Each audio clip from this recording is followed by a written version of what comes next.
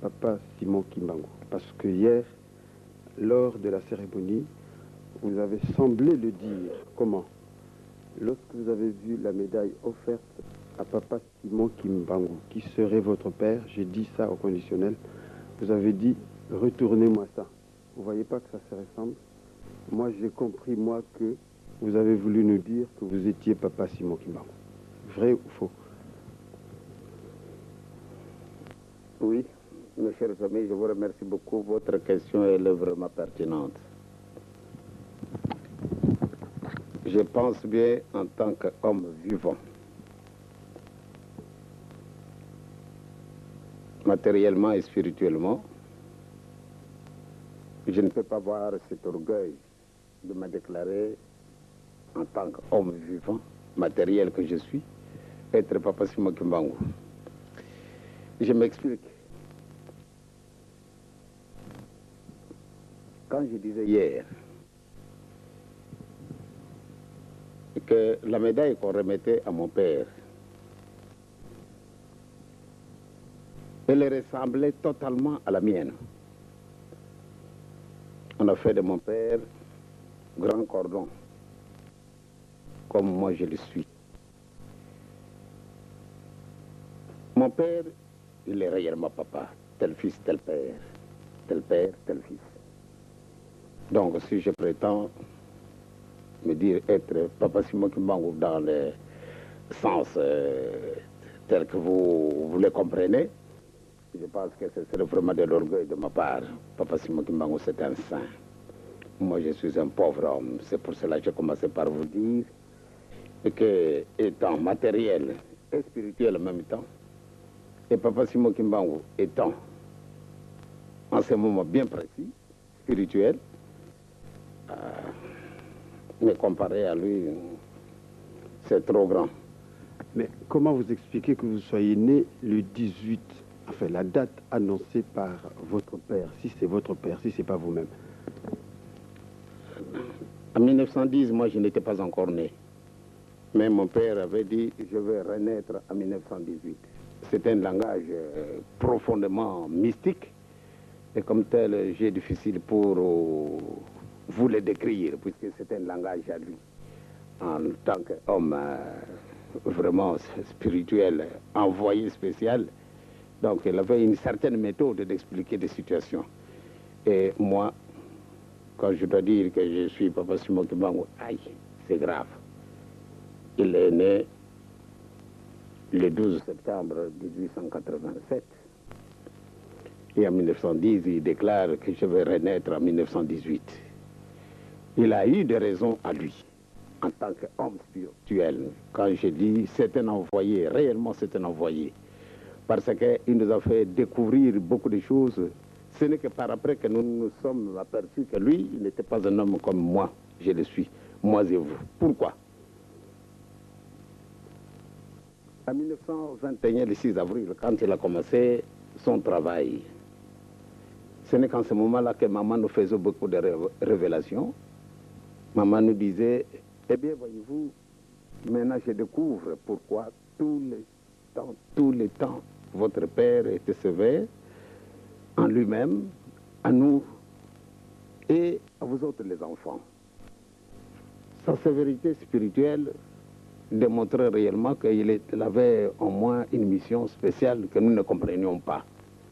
Donc à partir de ce moment où maman nous expliquait que ce n'était pas vraiment un homme comme nous, il était tout à fait différent, alors ce n'est qu'en ce moment-là nous nous sommes aperçus, et là, ce père-là semble être un peu sorti de quelque part, ou nous sommes peut-être sortis, puisqu'il est né de Tatakoye à la Mamadouézi.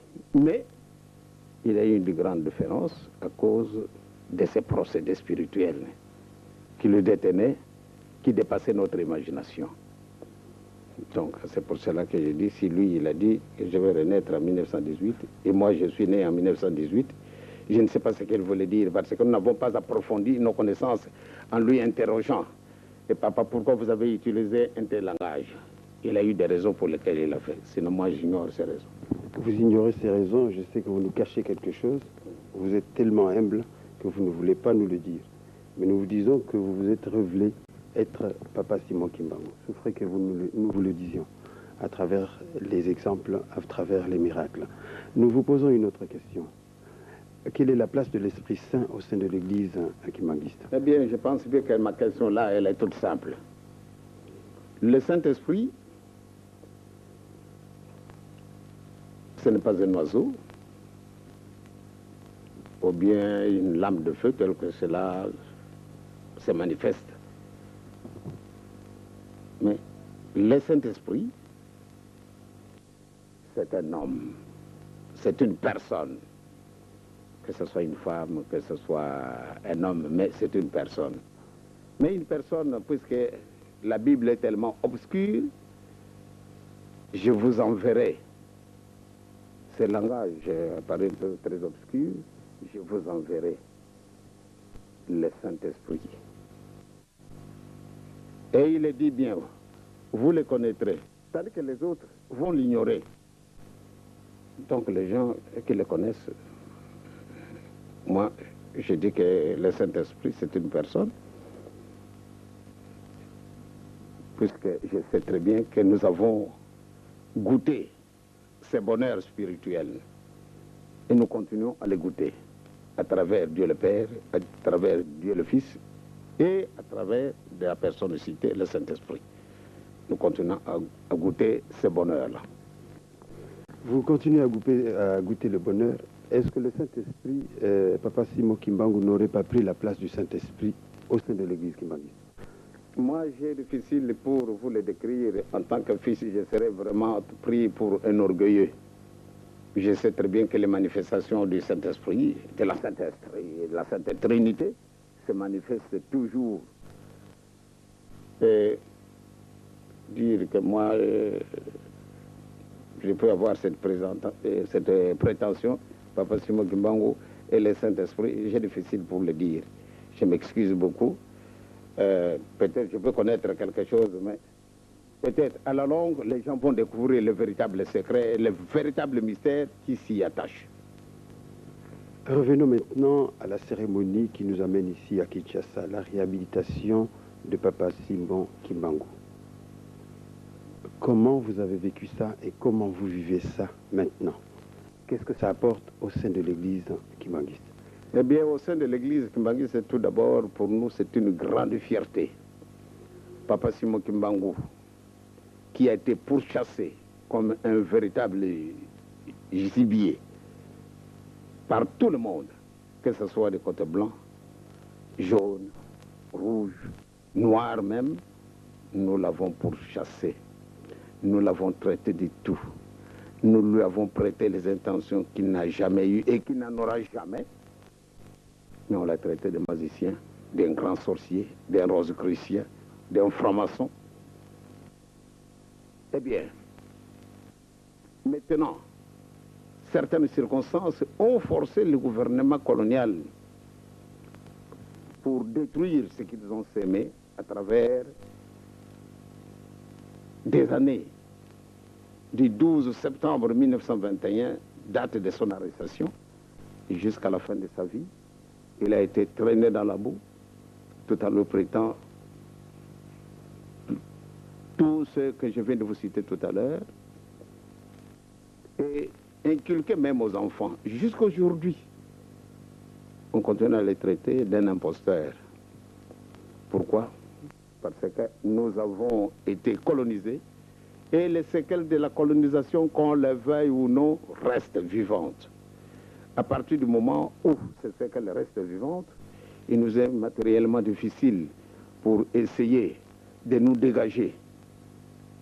Les solutions qui peuvent y venir ne peuvent sortir d'ailleurs que de Dieu lui-même. Que chacun de nous fasse un effort pour essayer de se découvrir et se connaître soi-même. Qui suis-je moi en tant qu'homme noir?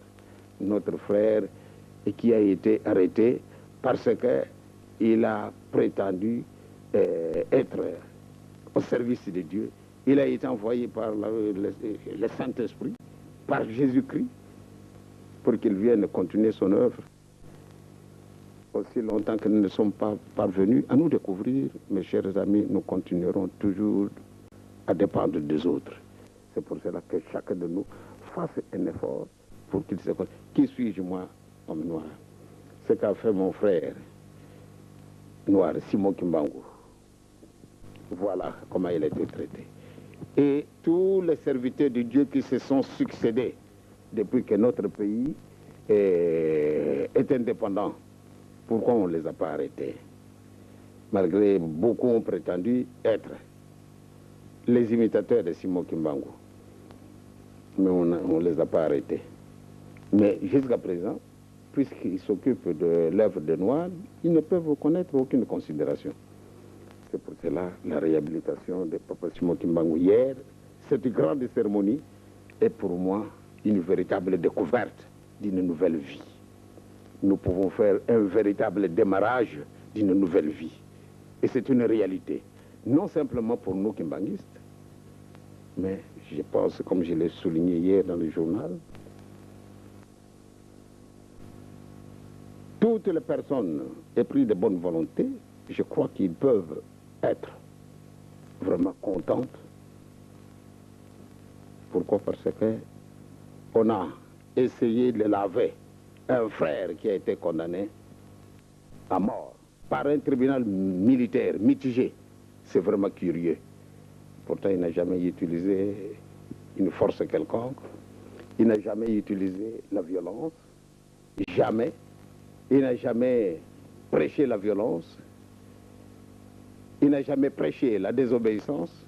Mais il est resté cloué parce que personne ne pouvait intervenir pour lui.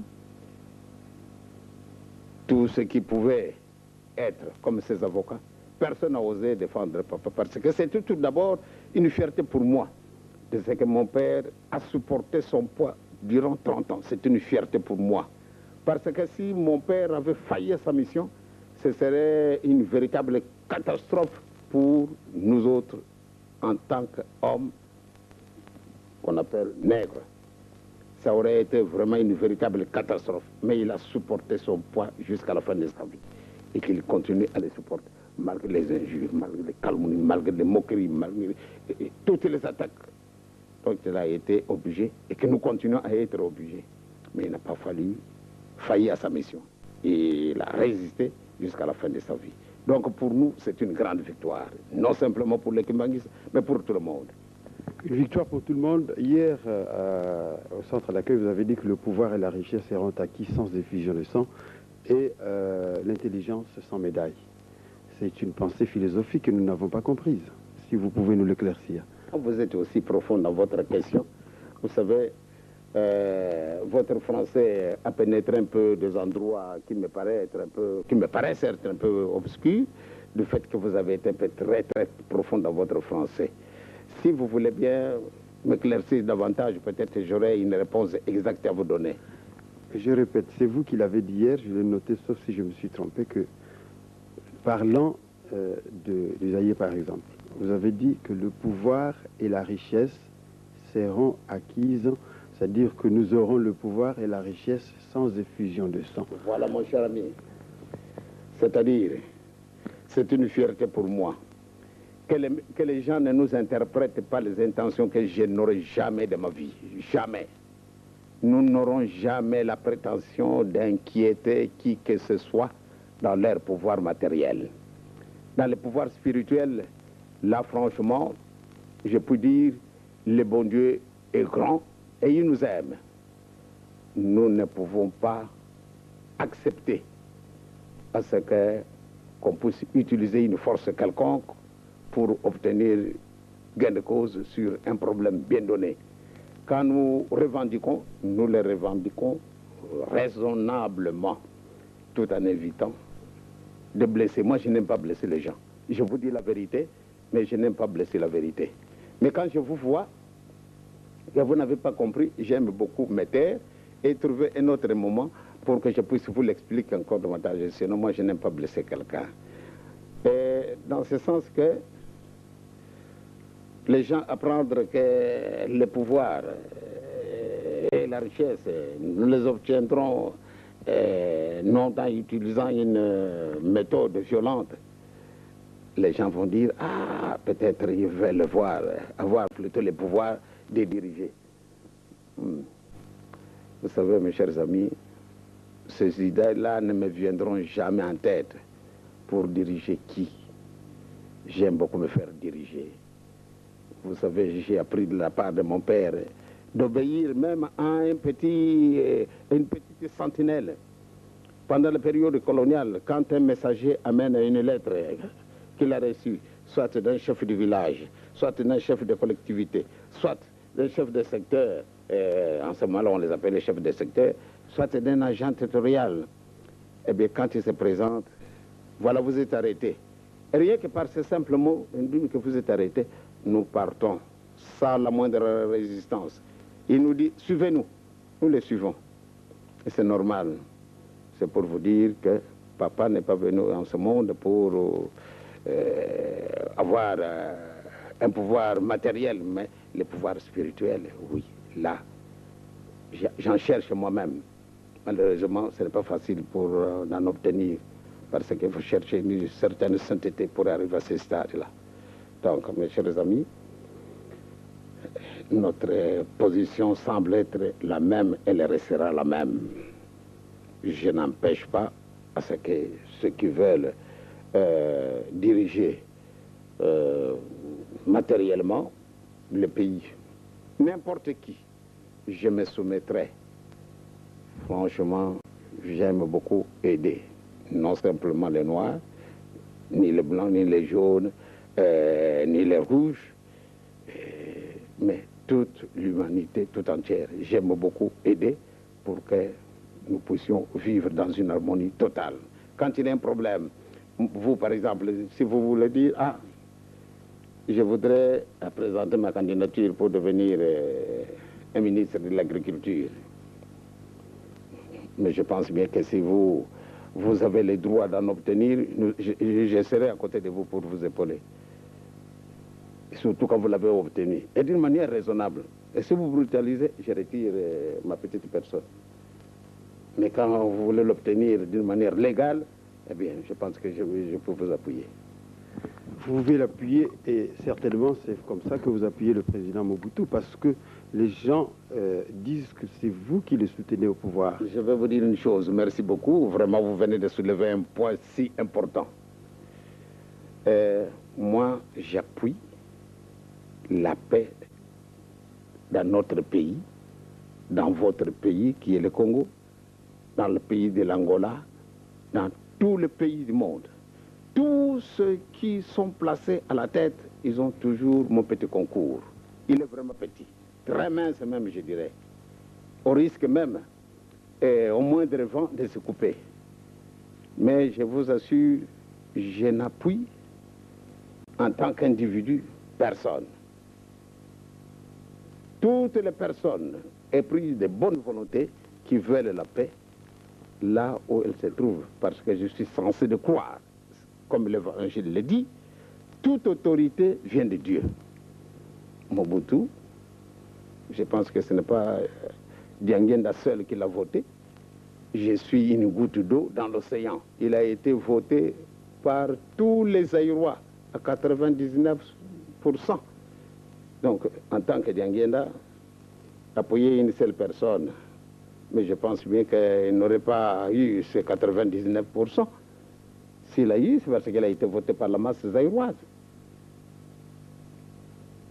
Donc, moi, Mobutu, c'est un ami. Je l'ai connu depuis le 15 septembre 1950. Prenez un peu cette date-là. Le 15 septembre 1950 que je l'ai connu. Lui, militaire, qu'il était à Kananga. En ce moment-là, ça s'appelait le Loabour. Moi, j'étais fonctionnaire de l'État. Et ce n'est pas un petit fonctionnaire, j'occupais un petit poste. Et qui faisait de moi une personne qui quand même, que les gens voyaient que j'étais important, puisque j'ai travaillé à côté du gouverneur de la province. Et ce gouverneur m'a vraiment aimé. Ce gouverneur a participé à l'arrestation de mes parents. Eh bien, il m'a pris dans son engrenage pour essayer peut-être de sucer en moi certaines vérités spirituelles Et peut-être il avait d'autres objectifs, ce qui est à lui, mais selon moi, je l'ai estimé. Et ce gouverneur m'a beaucoup estimé. Il m'a amené à Kananga en 1950. Et c'est comme ça que nous sommes connus avec le président Mobutu. À ce moment-là, il était caporal. Je l'ai connu. Eh bien, comme c'était un homme simple, sa maison voisine à la mienne, célibataire qu'il était, moi marié, et nous sommes sortis en dehors de la région de Kananga, ou bien du Kasaï oriental, ou bien Kasaï occidental. En ce moment-là, il n'y avait qu'un seul Kasaï. Et comme nous étions étrangers, lui me voyait au Congo, lui en tant que Mongala, et c'était comme ça. Même les Sénégalais, les Togolais qui étaient là, ou bien les Angolais, ou bien ceux du Bas-Zaïre, de l'Équateur, du Haut-Zaïre, du Kivu et du Chaba, ils étaient considérés comme des Menamaïs, c'est-à-dire des étrangers. Eh bien, on avait une association qui formait une certaine force quand quelqu'un de ceux qu'on appelait Benamaï a eu un malheur, n'importe lequel. Eh bien, les Benamaï se réunissaient, c'est pour regrouper le nécessaire, soit un peu d'argent, ou bien aller apporter notre contribution en présentant des condoléances, ou bien à aider celui qui était prouvé. Eh bien, c'est moi, puisque j'étais mieux placé en tant que Benamaï, donc le président Mobutu, étant, je le considère vraiment très sérieux, puisqu'il ne bavardait pas beaucoup, et il n'allait pas chez les gens, sauf chez moi, parce que j'étais réellement voisin à sa maison. Les soirs, après que maman nous avait servi à manger, lui il était célibataire, je le dis bien. Maman nous aurait servi à manger, après avoir mangé, lui il s'en allait dormir, et nous autres, parce que lui il n'avait pas l'habitude de sortir, malgré le militaire qu'il était. Eh bien, depuis ce moment-là, jusqu'au moment où mon père est mort, toutes les cérémonies de deuil, c'est Mobutu qui s'en occupait. En tant que secrétaire de Benamaï. Moi, je ne voulais pas m'intéresser à tout ça. Moi, je n'étais pas le président, mais j'aimais beaucoup les appuyer. Moi, j'étais pris dans cet engrenage-là, parce que, étant fils de Simon Kimbangu, les gens pouvaient nous interpréter les intentions que nous n'avions pas. C'est en ce moment-là que j'ai connu le président Mobutu. Bon, nous nous sommes séparés en 1952, en juillet. Moi, je suis rentré au Zaïre, et plutôt à Kinshasa, lui, il est resté là-bas. Et quand il a terminé, comme comptable, il est revenu à Kinshasa en tant que sergent. Eh bien, moi, fonctionnaire de l'État, nous avons continué nos relations. Il a continué à me fréquenter. Et moi aussi, j'ai continué à le fréquenter. Il était militaire.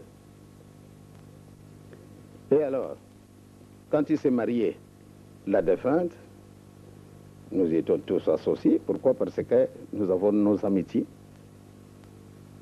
qui étaient déjà renouées avant son mariage.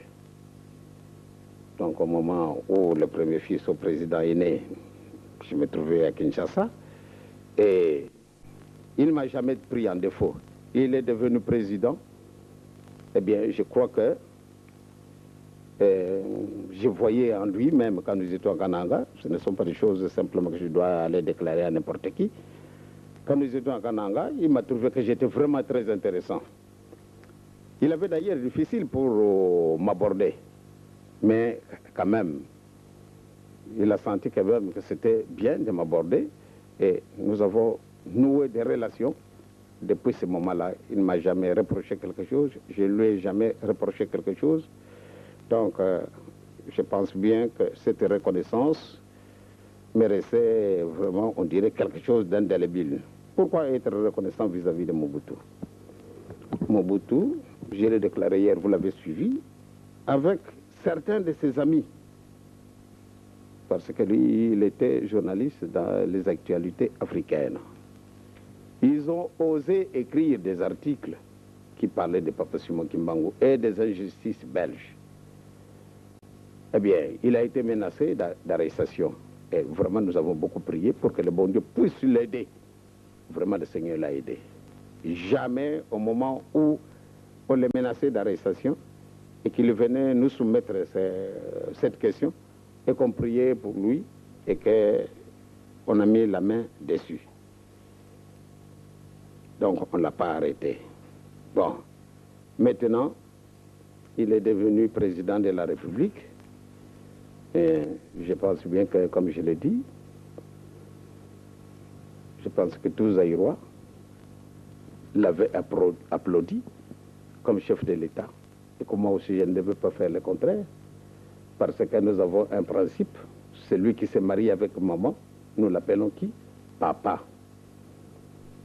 Donc, lui, il a marié les Zaïre, et qui est notre mère ou bien notre père. Donc nous devons l'appeler président de la République. Donc je lui dois du respect et de la reconnaissance de ce qu'il a fait pendant les moments difficiles pour la reconnaissance de cette église. Voilà. Bien, merci.